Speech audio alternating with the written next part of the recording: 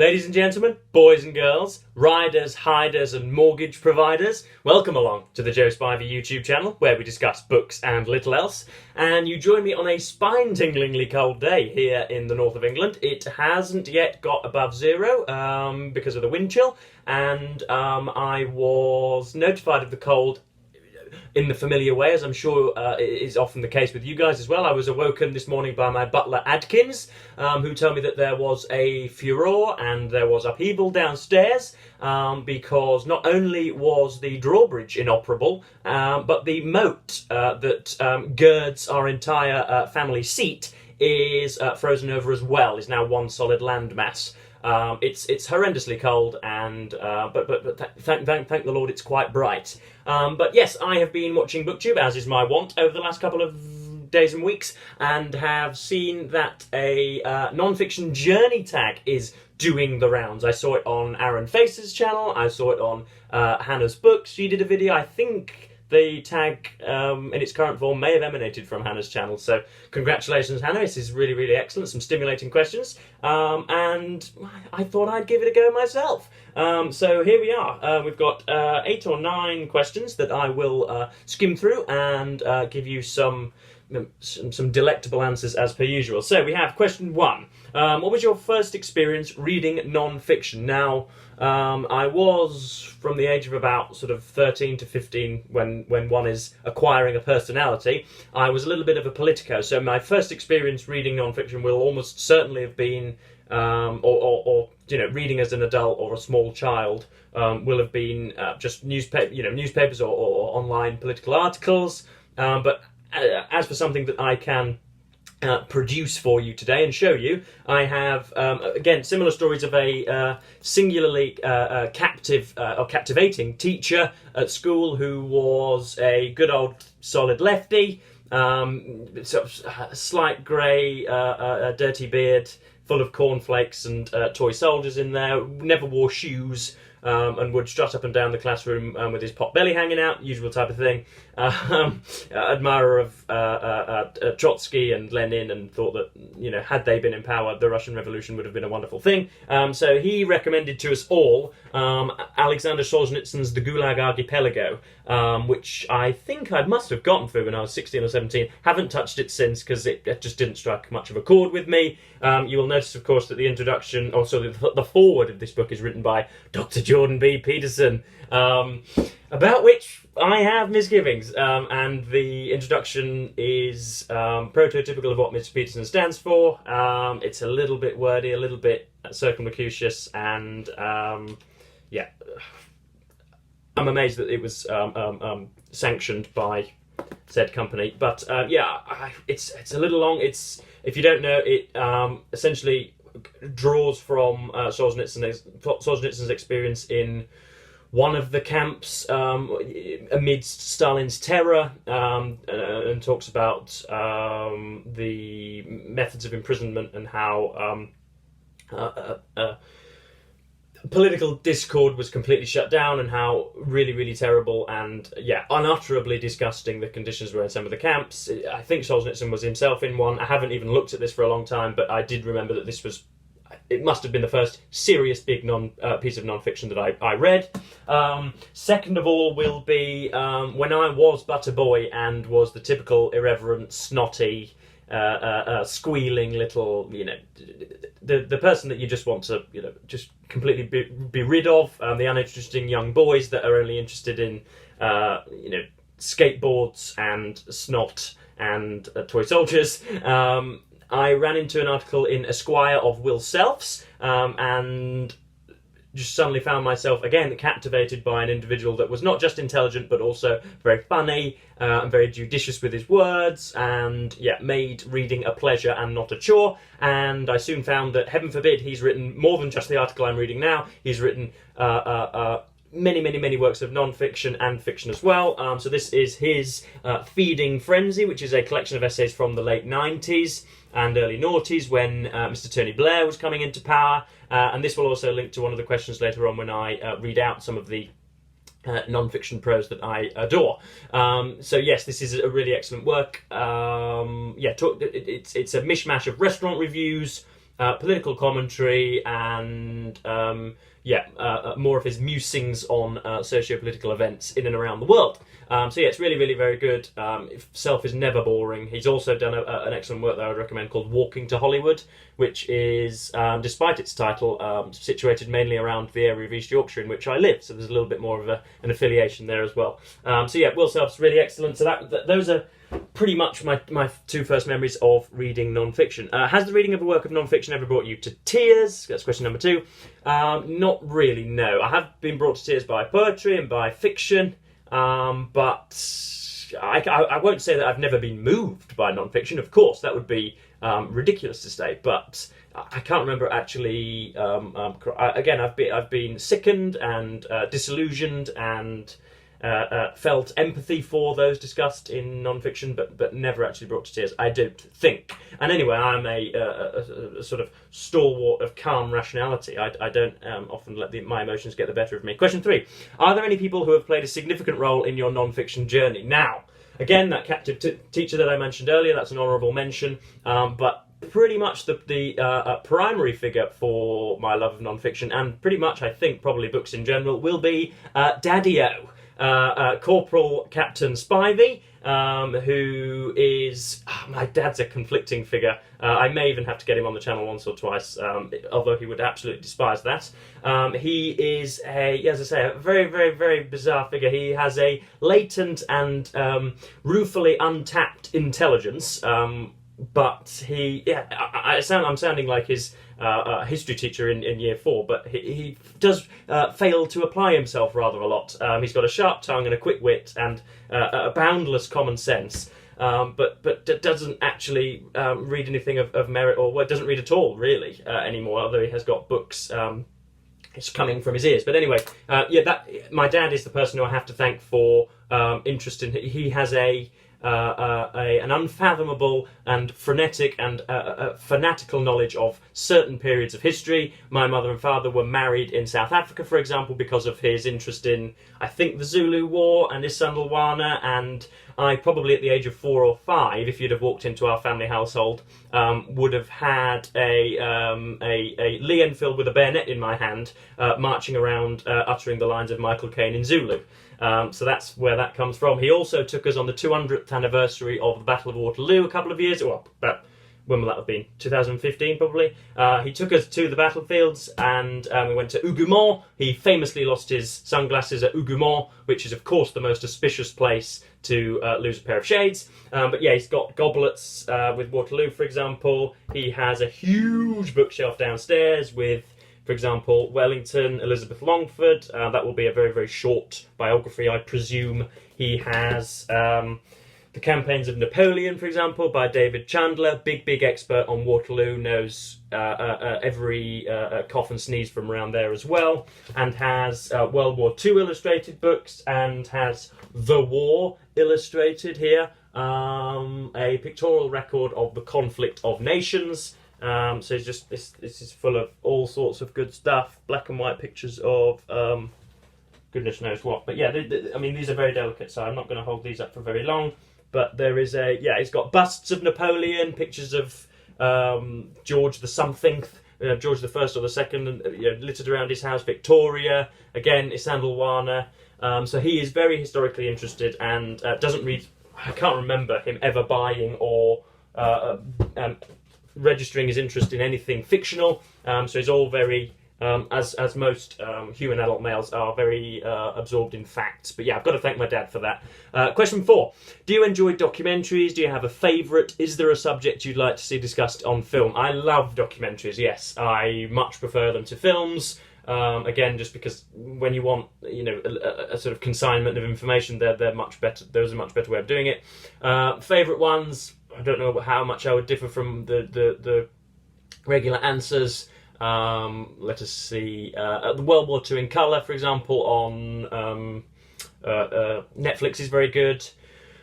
There's one called, I forget the name now, but it discusses how the Western Europe and the Western world voluntarily handed over its long fought for rights of privacy to the megalomaniacal social media companies in San Francisco. It's something like, it's not obviously The Social Network is the Zuckerberg film, but it's something about that. And about Trump and Cambridge Analytica. That's a very interesting documentary on, also one's on the Brexit referendum of 2016. I can't remember many of the titles for these. There is a one to do with professional cycling, which I'll get into later. Bradley Wiggins, A Year in Yellow. I haven't pre-prepared answers, which was a bit of folly on my part, but that's about it. Yeah, nothing unusual in there. There are some of the ones that the NFL produce. I'm a big New England Patriots fan, or was, especially when Mr. Brady and Belichick were at the helm together. So their story of their 2014 win and 2016 win against the Atlanta Falcons, they're pretty good documentaries. What's it called? America's Game, that's what they're called. So they're pretty good. Question 5. Have you... sorry, also, is there a subject you'd like to see discussed on film? I'm sure there are going to be a plethora of these in 10 or 15 years, but I would like to see just how we managed to reify impulsivity and lack of attention, also known as ADHD, quite how it was that we managed to take completely normal human ailments, or not even ailments, just struggles and shortcomings and difficulty, and amalgamated all that into a disease or mental malady for which we could prescribe mind-altering drugs and make an entire swathe of a population addicted to mind-altering drugs for the rest of their life. I'd like to see just how that was done. You could do a 2 or 3 hour documentary. It wouldn't be, I'm not trying to sound like Andrew Tate here, but I don't think, much of the prevailing social vision or the powers that be would like that. But I hope something like, just how ADHD was reified and made into an actual malady rather than just inattention and impulsivity in mostly small young boys. That would be very good. Then question 5. Have you read a biography about or a memoir of a person with whom you identify? And I have, folks. Yes, this is, I think I may have shown this on the channel before. This is The Secret Race by Tyler Hamilton and Daniel Coyle. And you'll see here, Tyler Hamilton was part of Lance Armstrong's team in the early noughties when he was dominating the Tour de France in Europe. If you haven't known, or if you don't know, then between the ages of, say, maybe 13 and 18, it was my self-professed desire to become a professional road racing cyclist. All the lycra, all the helmets, all the, piratical behaviour on the roads, cutting up cars and dashing through red lights and breaking speed limits and all of those terrible things. That was me. Happily would have ridden for 20 plus hours a week on the road in darkness, in frost, in the most inhumane conditions possible. And Tyler Hamilton discusses that brilliantly in this book. Obviously, the large elephant in the room is the problem of doping in cycling, which is a continuing and perennial issue in the sport, about which I'm happy to discuss with anybody. But beyond that, the origin story of a cyclist is really excellent by Tyler. He was an American in one of the sort of snowy ski states, Colorado or somewhere like that, Minnesota. And yeah, the way that he found that he was so tolerant towards pain was by being able to essentially run up ski steps as quick as his friends would go up the escalator, and so he learnt to enjoy the pain of endurance sports, and that's how he wanted to become a cyclist. But yes, I am criminally interested in the sport of cycling. Between the months of March and September, I am glued to my screen for almost every race that the UCI put on. Obviously the Tour de France in July. There's also a Tour of Italy in May and a Tour of Spain in September, which grips my interest. There are muddy, cold races for the slightly bulkier and larger figure people in Flanders in sort of March and April, called the Early Spring Season Classics, which I adore. Yes, it's my favourite sport by a distance, and something about which I could perorate for hours and hours and hours if you gave me the opportunity. Predominantly my father has spent many, many thousands of pounds on that vocation, and all to nil, apart from the rather gaunt figure that I still cut now, even though all I eat is pot noodles. But yes, this was a sort of memoir. It's not really a autobiography. Ghostwritten, of course, with Mr. Daniel Coyle, but it's really, really excellent. It gives you an insight into what it is to spend 30 hours a week on your bicycle and become the most cadaverous figure possible, unhealthily cadaverous. And yeah, it's a really, really excellent book. I haven't read it in a long, long time. It'd be a good 3 years since I've even attempted this, but I think it's high time for a reread. But yes, that would probably be it. Also an honourable mention here is Two Wheels Good by Jody Rosen. The History and Mystery of the Bicycle. A little bit of an outlandish and bold title, to which it doesn't live up. But very much the other side of the coin, which is not the utilitarian perspective that I and Tyler took up, which is you must ride a bike in order to become a professional athlete. This is a gentleman who is a journalist for the New York something. It might be the New York Times, I can't remember. And he just rides around New York for the sheer enjoyment of it and to get to work and back. And then gives excellent detail about how the bike was inextricably linked with dandyism in early Victorian times, and the penny farthing, and a little bit of the history of it, and its modern applications in Bhutan and in China and in India with the rickshaw wallahs who deliver a great many things. They're essentially the Uber of the Middle East. Another really, really good book on bikes. Next question. Read aloud a short passage you love from a work of non-fiction. This will be from Will Sell's Feeding Frenzy. And this is just the very, very first section, is introduction as to what he's going to be writing. So my wife, Deborah Orr, suggested the title for this collection of my journalism and occasional writings. The pieces were written and published, and sometimes not published, over the period 95 to 2001, and represent a selection that, although by no means exhaustive, nonetheless constitutes an obese volume. What apology can I possibly offer to the reader for this hypertrophy of verbiage, this painstaking restoration of yesterday's fish and chip papers, save to observe that I have never considered myself to be anything other than a writer, a person who mediates the world through his language, curry-combing reality with his sentences, winnowing out the truth with his words. The world is my brine, I am an oyster, a literary bivalve, cemented to the seabed, extracting whatever nutriment I can from the ebb and flow of the popular unconscious, which is, to some will be gobbledygook, to me that is scripture, ladies and gents. And it goes on forever and ever like that. But yeah, that's a passage of non-fiction that I really enjoy and pretty much had by heart at one point in my life. Question 7. Do you have any works of non-fiction that intimidate you, or do any works of non-fiction intimidate you? Which ones and why? I've got a few here that, obviously with it being Non-Fiction November, Non-Fiction November as a booktube event is now senile and is spluttering in the gutter and, is weeing itself and is in a restorative Bupa care home because there's only a week left of it. But I thought I'd, issue some out anyway. This is, the first one is T.S. Eliot's selected essays. I've never got more than 10 or 15 minutes into any of these essays because they are very, very complicated and very sort of aloof and I think deliberately incomprehensible. If you've ever read any of the T.S. Eliot poetry, you'll know exactly what I'm talking about. And yet at university, you won't be able to find a paid academic that doesn't laud every single syllable that this man ever published.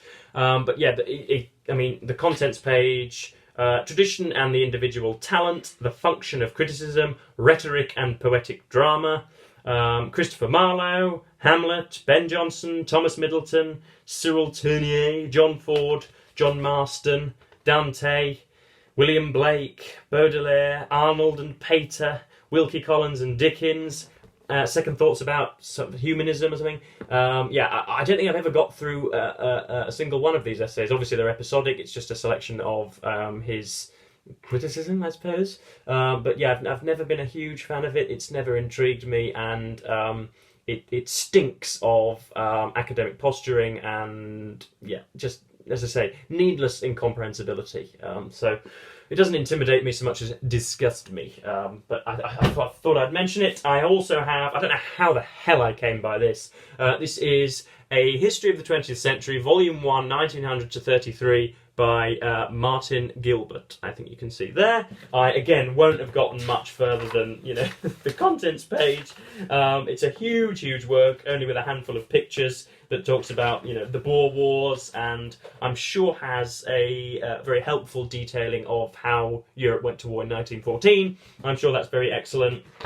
It's got Gandhi in here, Rasputin, a young Winston Churchill. So you've got young Winston Churchill, Rasputin, Comrade Stalin there, and Mr. Gandhi, looking actually like he's put on a little bit of weight there. Sarajevo in the Archduke's car, but yeah, this intimidates me because I don't know whether I will find Gilbert's style agreeable or whether I'll knit with it. But yeah, I mean, it's got no front cover for a start. So yeah, compared to what I'm reading, Shearer's Rise and Fall of the Third Reich, this is, a newspaper clipping in comparison, but something I'm nonetheless intimidated by. And last but not least, one thing that I did intend to read for Non-Fiction November but have climbed down from, my TBR just went to smithereens after I found Shearer's Rise and Fall, is Like the Roman, The Life of Enoch Powell by Simon Heffer. I'm told by very authoritative sources that it's excellent, and yet I haven't plucked up the courage in order to read it yet. Although I probably would do if we were sort of 1 week into November again and I had my chance, I would probably gravitate towards it and just pull it down from a shelf and give it half an hour. Political Marmite is Mr. Powell, and so is Mr. Heffer as well. But I'm sure I will enjoy it, but it's 900 pages and is probably 500 words a page, much like Shearer's is, so I'm not too sure. These huge books, guys, they're drilling me down. Question 8. What tips would you give people hesitant to read non-fiction? I mean, I don't think I'm going to be idiosyncratic or revelatory or necessarily really helpful in this, but just read something that grips you and interests you, either a writer that interests you or a subject that interests you. I don't know what more you would do other than, find somebody whose reading tastes are very, very similar to yours or in accordance with yours and see what they want to do. And if you've not read non-fiction before and you are led to believe that it is stuff performed at a desk and something that you're going to be examined on, then of course you're doomed to fail from the start. So try and find something short and something that interests you, for goodness sake, whether that's a person or a subject. I don't think I'll be given any prizes for that inclusion. Question 9. What are your favourite works of non-fiction? Now, I've got a few dotted around the place, but not all that many. TBH. I've got Byron's Life of Legend, which we're going to be biting into probably in December at the start of my Byron read-along. Again, I know I keep touting it, I keep Willie teasing, but I will get round to it at some point. This is Fiona McCarthy. I've read this before. I chomped this down in, I think, 4 or 5 days, back when I got it, probably last year, from Waterstones in Manchester. But yeah, anything else that I can recommend? Lots of famous writers. Non-fiction is almost by definition pretty good. Martin Amis's War Against Cliché and The Rub of Time, his essays on all sorts of literary figures. Virginia Woolf, her collection of essays, I have a digital copy from Project Gutenberg, talks about George Eliot and Austen and Trollope, I think. What other works of non-fiction are pretty good? Boswell's Life of Johnson, obviously. De Tocqueville's Democracy in America. I've read I've only read an abridgment of that, but I've really, really enjoyed it. And then, again, anything on sort of sporting crises I would recommend as well, especially if you're a sports fan. Anything on Lance Armstrong. But I think that will just about cover it. I can't really think of an awful lot more. Sorry, I have very idiosyncratic tastes. I've read loads and loads of sports books that wouldn't interest any of you. So I don't really have an awful lot more to offer on that fact. But yes, it is as I say, a ruinously and intimidatingly cold day here in Britain. I'm keeping my tartan pyjamas on, very much close to my legs, Yeah, I'm just going to go about my afternoon and continue with Shearer's Rise and Fall of the Third Reich. But that was the non-fiction journey tag. You can hereby declare yourselves tagged if you're watching this video, whether you have a channel or not. I'm telling you to get a channel and to publish videos on it. But yes, I think that just about covers me for today, YouTube. I will be back tomorrow with my December TBR, to which I will stick religiously this time, because my November TBR went a little sideways last time. But anyway, beyond that, that about does me. So yes, thank you ever so much for watching BookTube, and goodbye.